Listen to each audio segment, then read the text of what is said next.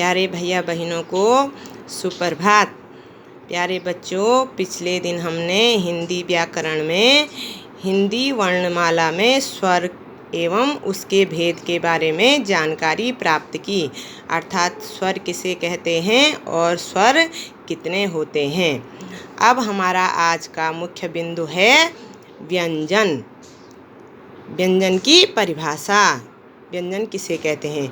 वे वर्ण जो स्वरों की सहायता से बोले जाते हैं, अर्थात जिनको बोलने के लिए स्वरों की सहायता ली जाती है, उन्हें व्यंजन कहते हैं। जैसे हम बोलेंगे क, तो क के साथ किसका उच्चारण हो रहा है? अ का, तो तब मिला के क्या बन रहा है? वो क। वैसे ही जौ धन अ, जौ, प धन अ, प, स धन अ, स।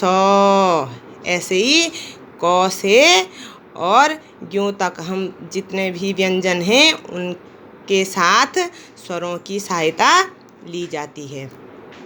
अब है व्यंजन के भेद, अर्थात व्यंजन के कितने रूप हैं। तो व्यंजन के कितने रूप हैं? 3। पहला है स्पर्श व्यंजन, इनकी संख्या है 25। स्पर्श व्यंजनों की संख्या है 25। कौन कौन है वो? क वर्ग में आते हैं क, ख, ग, घ, ङ। च वर्ग में आते हैं च, छ, ज, झ, यों।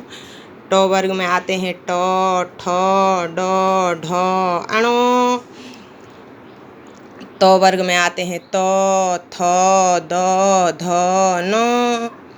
प वर्ग में आते हैं प, फ, ब, भ, म। नंबर दूसरा है अंतस्थ व्यंजन, इनकी संख्या है 4। कौन कौन है ये? य, र, ल, व। नंबर तीसरा है ऊष्म व्यंजन, इनकी संख्या भी 4 है। ये कौन कौन है? श, श, श, ह। इस प्रकार कुल मिला के व्यंजनों की संख्या हो गई 33। अब इसके अलावा और भी हैं जिनको बोलते हैं संयुक्त व्यंजन। उपरोक्त व्यंजनों के अतिरिक्त 4 अन्य संयुक्त व्यंजन भी हैं। कौन कौन है वो? पहला है अक्ष, जो किस किस को मिला के बनता है?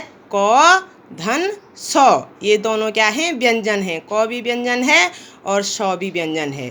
दूसरा है त्र, त और र को मिला के बनता है त्र। उसके बाद तीसरा है ज्यों, ज्यों किस किस को मिला के बनता है? ज और यों।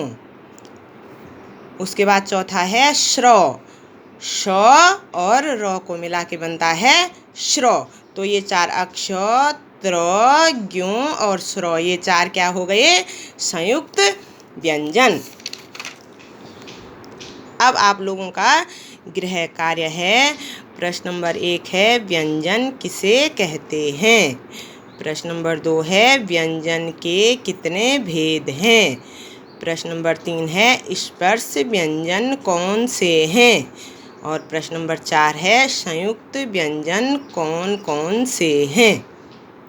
धन्यवाद।